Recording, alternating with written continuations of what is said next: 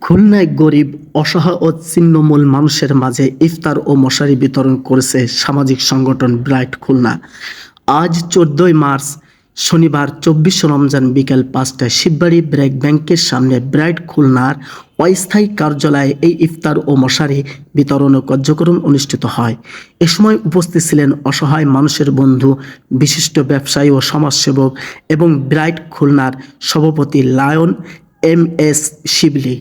এছাড়াও উপস্থিত ছিলেন সংগঠনের সহ-সভাপতি জাহাঙ্গীর হোসেন, মনোয়ার হোসেন লাবলু, শওকত হোসেন, যুগ্ম সাধারণ সম্পাদক নাঈম ফারহান, প্রচার সম্পাদক এস.কে. রানা আহমেদ, আইন সম্পাদক সৈয়দ নুরুল ইসলাম, সহ-সাধারণ সম্পাদক চুন্নু খন্দকার, স্বাস্থ্য বিষয়ক সম্পাদক সাইমন মুন্সি এবং মহিলা বিষয়ক সম্পাদক মরিয়াম আক্তার সহ সংগঠনের অন্য সদস্যরা।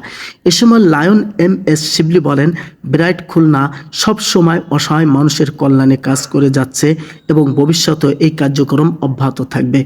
তিনি আরও বলেন, সুবিধাবঞ্চিত মানুষের জন্য শিক্ষা, স্বাস্থ্য, স্যানিটাইজেশন ও মাদক মুক্ত সুন্দর খুলনা গড়তে সবাইকে ঐক্যবদ্ধভাবে কাজ করতে হবে।